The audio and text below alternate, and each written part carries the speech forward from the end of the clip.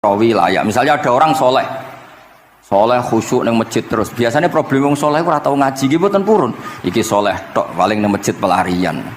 Niku kan kathah tiyang wiridan ning masjid takok kok betah ning masjid. Nak ning omah ono sing ngamuk ning kene mboten. Malah pengurus-pengurus takmir masjid ya ali nak cerita kula niku sakniki kuwadah Gus, tiyang teng masjid itu suwi-suwi.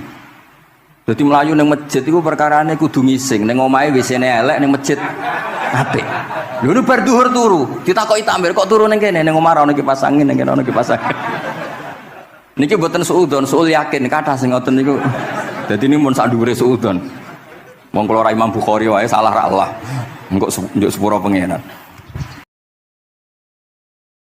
Saya punya santri banyak di Papua. Itu kalau cerita itu unik-unik. Itu mau Jumatan, itu enggak ada orang 40. Sudah datang setengah 12. Itu datangnya 3 jam. Di situ mau ketemu santri 3. Akhirnya mereka tanya gini, Pak. Pertanyaannya itu, Gus, boleh enggak Jumatan orang 3? Secara fikih Syafi'i kan harus orang 4. Kemudian mereka tak bilang, buat sholat duhur saja. Mereka enggak mau. Wong Jumat-Jumat kok duhur. Harinya kan Jumat, masa sholatnya? Sehingga kita-kita yang jadi kiai akhirnya nyari fikul madzhabil arba. Nyari fikih madzhab 4. Ternyata Imam Malik membolehkan orang 6. Ada yang bilang 12. Yang penting keceluk jamun itu kelompok. Kalau 3 kan belum keceluk apa? Belum disebut apa? Kelompok. Ini penting saya utarakan supaya kita berjuang itu bukan karena selfie seperti ini. Tapi yang namanya dakwah itu menjadikan orang tidak tahu menjadi tahu. Termasuk kepada desa-desa tertinggi. Sama. Yang namanya menteri itu pembantu presiden untuk memenuhi kebutuhan rakyat banyak. Sekarang misalnya menteri pertaniannya itu hebat, cerdas. Tapi petani nggak mau nandur padi mau apa? Coba yang membantu ketahanan pangan itu para petani mau nanam padi apa karena menteri pertanian? Karena petani mau nanam. Ya sudah GR saja, kita pembantu presiden semua. Karena ikut menyumbangkan ketahanan pangan. Tapi kamu kan nggak digaji, kita keren, ngamal tanpa harap gaji. Ini penting. Supaya Anda itu nggak hati kecil gitu. Ikut menyumbang negara tanpa ingin dapat gaji. Keren nggak? Dan itu nubuah. Apa? Nubuah. Orang Ansor itu seperti itu. Sehingga ketika Rasulullah wafat dan ada kompetisi kepemimpinan, itu orang Ansor gak ikut. Sudah kita makmum saja, silahkan dibagi di... Saking baiknya orang Ansor. Nah, makanya saya ulang lagi ya.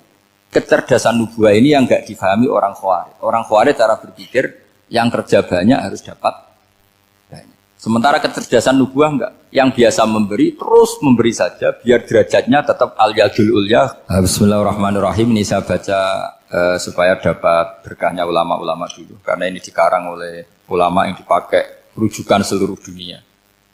Begini, qala Ibnu Taimiyah, ma'rifatu sababin nuzuli yu'inu ala fahmil ayat. Jadi mengenali asbabin nuzul itu membantu memahami secara benar ayat itu.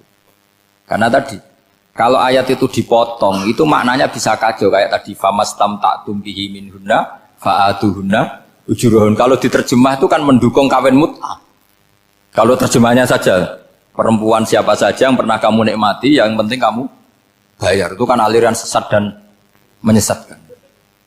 Itu konteks asbabun nuzul tidak seperti itu. Perempuan yang sudah menjadi istri kamu, seorang lagi perempuan yang sudah menjadi istri kamu, jika sudah kamu hubungan intim, maka maharnya harus dibayar penuh. Tapi kalau belum hubungan intim, maharnya hanya wajib separuh. Fanisfu ma faradtum illa ayafuna aw ya'fu alladhi biyadihi uqdatun nikah. Tapi tadi kalau di Indonesia gimana Gus? Ya itu yang repotnya. Maharnya itu tadi mau kena atasan dan apa? Bawahan. Wah kacau kalau di Indonesia. Sehingga kita bingung kalau dalam logika Arab kan gitu. Bayangannya kalau cerai, kata Allah, fala ta'khudhu min syai'at. Harta yang sudah kamu berikan ke istri jangan diambil lagi. Sampai dilarang ngambil tuh karena jumlahnya banyak sehingga kepikiran ngambil. Kalau di Jawa nggak usah dilarang sudah tidak akan ngambil karena rukuhnya sudah halus. Itu susahnya baca Quran di Jawa ya. Karena dari awal maharnya terlalu apa? Kecil. Terus beliau Imam Suyuti termasuk di sini menyontohkan yang pasti salah kalau difahami yaitu tadi ayat apa itu fa'inama tuwallu fastamma wajib. Jadi beliau terus meringatkan betapa pentingnya mengenali asbabin. Karena asbabun nuzul itu gampang. Saya ulang lagi, asbabun nuzul itu gampang. Gampangnya begini ya, kan ada satu peristiwa. Misalnya begini, Rasulullah itu kan mengkritik penuhanan Lata dan Uzza. Berhala-berhala itu dituhankan, dikritik sama Rasulullah. Kemudian mereka begini, karena mereka biasa personifikasi Tuhan. Muhammad, kalau Tuhan itu tidak Lata Uzza dan itu terbuat dari batu, lalu Tuhan Anda itu dari apa? Amin fiddotin audabin. Lalu Tuhan Anda ini dari emas apa dari perak? Karena mereka nggak bisa membayangkan Tuhan tanpa dipersonifikasi. Terus Allah menurunkan qul huwallahu ahad, Allahus somad, lam yalid wa lam yulad wa lam yakul lahu kufuwan ahad. Karena otaknya mereka sudah begitu, yang namanya Tuhan itu harus dipersonifikasi. Makanya saya kemarin di Korea seminggu, cerita yang paling unik gini Pak On, ada bos Islam, ada bosnya TKI yang baik. Mereka mengizinkan pekerjanya sholat. Bareng sholat tuh diingeti ke atas ke bawah, kok nggak ada arcanya. Sehingga setelah sholat dibilang, apa saya belikan berhala sekalipun? Karena nggak kebayang ada orang sholat kok tanpa berhala, tanpa Tuhan. Yang kamu sembah itu mana? Kok nggak ada? Apa tak belikan? Jadi unik. Nah teman saya yang satu unik lagi, dia termasuk pegawai Garuda yang derekno saya ke Korea itu orang pegawai Garuda. Dia karena orang kaya biasa ke Eropa kemana-mana itu. Singkat cerita dia sholat di mall karena nganggep Korea itu sudah negara maju kayak Eropa. Setelah sholat di mall pas asar itu, security-nya nelpon polisi. Pak polisi di sini ada ritual teroris. Jadi kalau menamakan sholat itu ritual teroris. Jadi artinya apa? Ritual-ritual yang kita lakukan itu macam-macam cara pandang. Orang ateis itu kan Cina kan Korea itu kan ya Cina lah, Korea, Jepang, RRC itu kan sipit. Itu ya yang namanya ibadah sembahyang harus ada patungnya atau ada arcanya atau ada benda-benda itu. Orang Islam kan nggak ada sama sekali. Makanya mereka itu kok bisa? Nah, problemnya kita, saya ulang lagi, ini problemnya. Problemnya kalau ada itu ya repot. Begini misalnya, ini masih tentang asbabun nuzul. Ini contoh terakhir tentang masih asbabun nuzul. Umar radhiyallahu anhu, sahabat Umar itu kalau mencium Hajar Aswad itu sambil gedumel. Tidak berdoa tapi gedumel. Masyhur. Itu ada di Bukhari. Alim tu annaka hajarun la tadur wa la tanfa walau la anni ra'aitu Rasulullah wa qabbalaka ma qabbaltuka. Saya tahu loh. Nyium Hajar Aswad dicium, tapi sambil gedumel. Saya tahu loh, kamu hanya batu, enggak mandoroti, enggak manfaati. Kamu jangan GR, saya cium itu jangan GR. Kalau saja saya tidak melihat Rasulullah mencium kamu, maka saya ada sudi nyium kamu. Dah gitu aja. Terus itu tiap nyium Hajar Aswad itu tidak doa. Kalau kamu kan enggak minta kaya, minta macam-macam. Kalau Umar malah gedumel. Nah kenapa demikian? Itu ada asbabun nuzulnya. Umar itu saksi sejarah. Ketika Rasulullah Fathi Mekah, Nabi kan tawaf terus mencium Hajar. Itu di belakang masih banyak orang kafir. Kebetulan Umar masih di sana. Sudah Islam Umar, tapi dia di belakang. Dengar orang-orang kafir, Muhammad itu tua aneh. Katanya melarang nyembah batu. Ternyata dia nyembah batu. Jadi Nabi nyium Hajar Aswad itu dikira nyembah. Katanya ngelarang nyembah batu, tapi dia kok nyembah batu. Karena Nabi mencium Hajar Aswad. Nah karena untuk menghilangkan stigmasi itu, Umar tiap nyium Hajar Aswad ngomong gitu. Ada kan ada sound system, mungkin ya di sound system. Supaya jelas bahwa penciuman ini bukan karena menyembah. Artinya mudah sekali kenapa Umar ngomong gitu. Karena asbabun nuzulnya seperti itu. Coba kalau kamu tidak tahu asbabun nuzul, Umar maksudnya gimana? Gak doa, gak apa kok malah ngomong gitu kan. Tapi kalau kamu tahu asbabun nuzul Umar itu yang mendengar komentar orang sama ketika kita tawaf itu kan 3 pertama kan kita lari-lari kecil. Itu ceritanya juga gitu. Rasulullah itu hidup di Medina, terus diterkenalkan miskin. Medina itu kota wabak, kota penyakit endemik. Dulu Medina Yasrib itu kota endemik. Sehingga kata orang kafir-kafir Mekah, yaji uliha dalbet kaumun kot wahanat huma Yasrib. Nanti akan datang satu komunitas kaum yang sudah lemas karena kena penyakit apa? TBC dari apa? Yasrib. Nabi dengar itu makanya terus bilang ke para sahabat, tunjukkan kalau kamu kuat dengan cara lari 3 kali. Terus pakai pakaian yang kelihatan maco, yaitu yang dipakai lelaki-lelaki. Bahunya dikelihatan. Nah, setelah Rasulullah wafat, Umar menggantikan beliau setelah Abu Bakar. Umar bilang gini, sebetulnya tawaf seperti ini yaitu lari pertama apa 3 putaran pertama lari dan memperlihatkan apa pundak seakan-akan orang maco itu sudah nggak perlu karena alasan itu sudah tidak ada. Tapi ini tinggalan Rasulullah, maka jangan rubah ya tetap seperti ini. Akhirnya meskipun sudah tidak ada alasan tadi menjawab stigmasi orang apa kafir, tetap tawaf seperti itu. Jadi memang agama itu unik.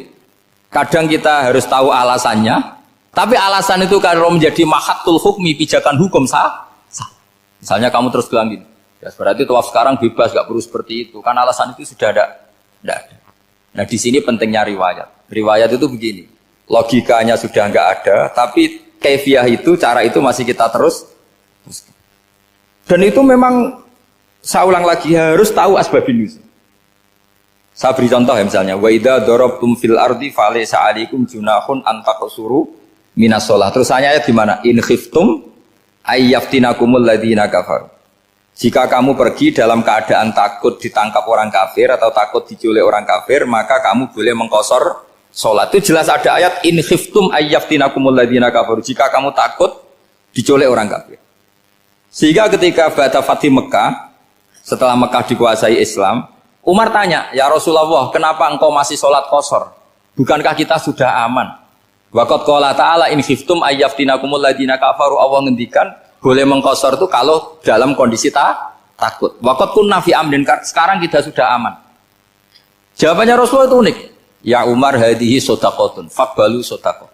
Ini sedekahnya Allah, bonus sudah terima aja, enggak usah catatan-catatan gitu. Sehingga era Umar ya ada lagi yang tanya Umar begitu.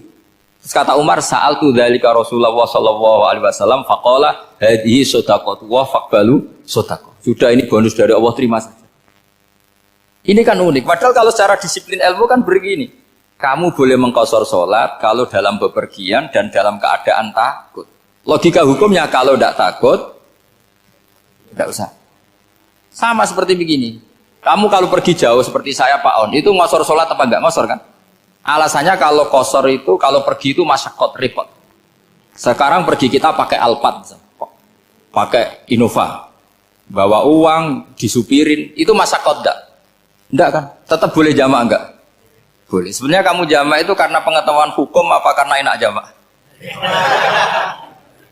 Kalau alasannya masyakot, kan sekarang sudah ada.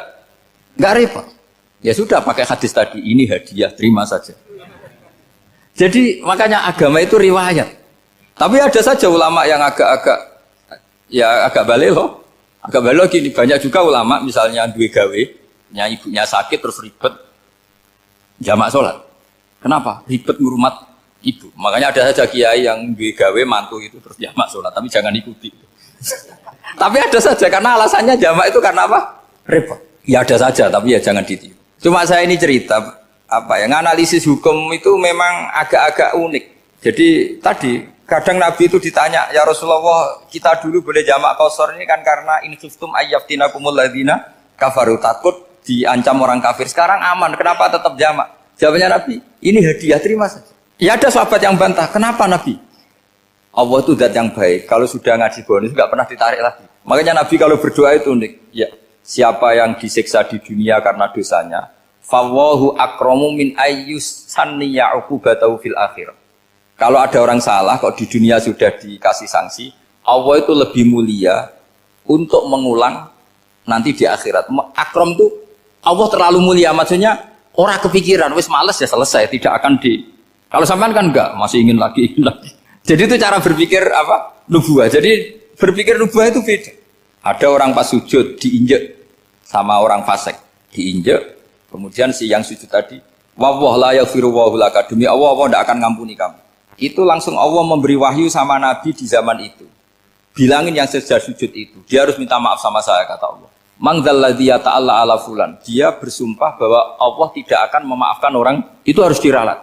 Nabinya iskal, kenapa ya Allah? Yang Tuhan itu saya ini punya sifat dua, bisa menyiksa dan bisa memaafkan. Kenapa dia milih sifat saya satu tidak memaafkan?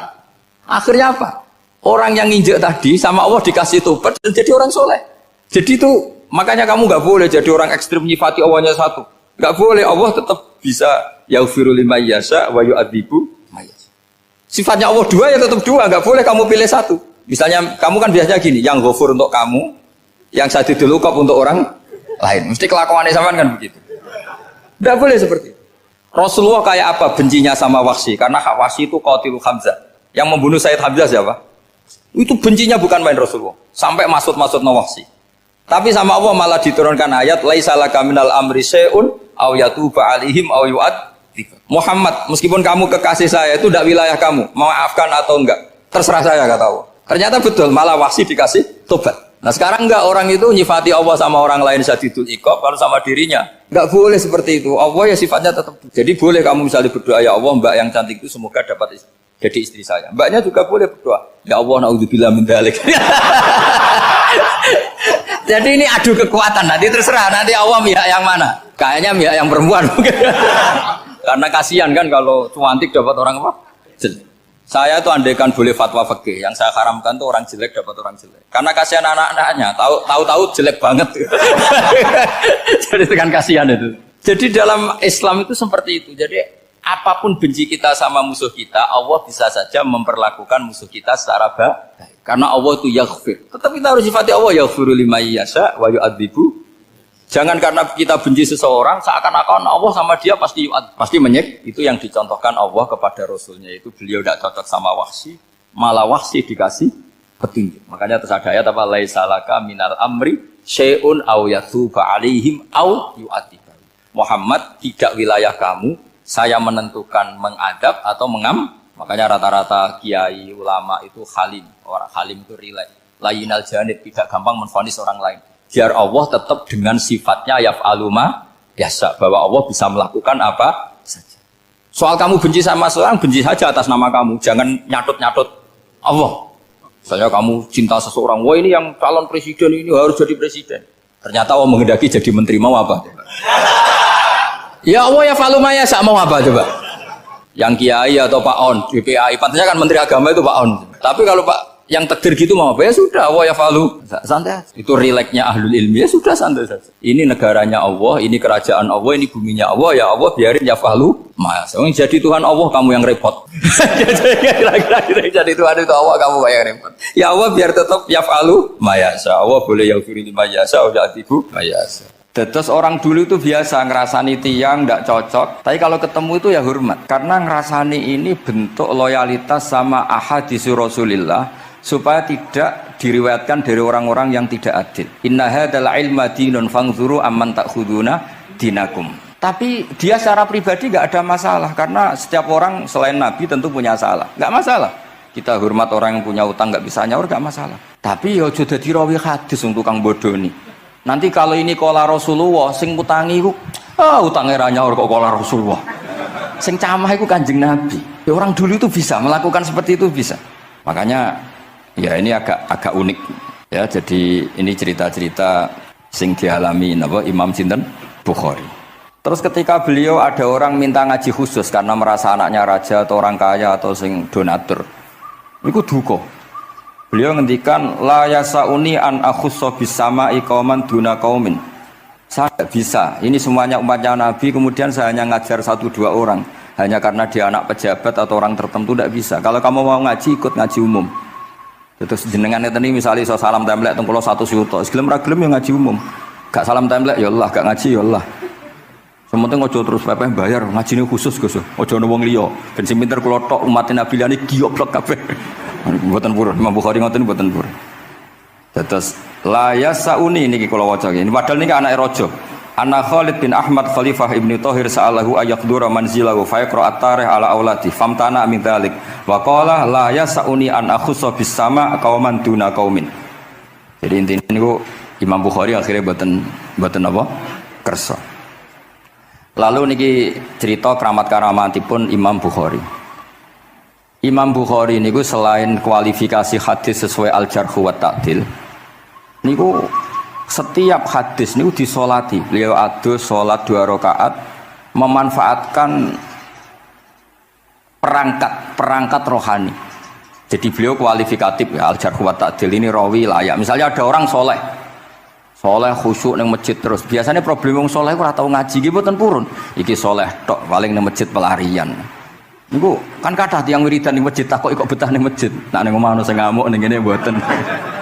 Malah pengurus-pengurus takmir masjid ya ali nak cerita kula niku sakniki kuwathah Gus, tiyang teng masjid itu suwi-suwi.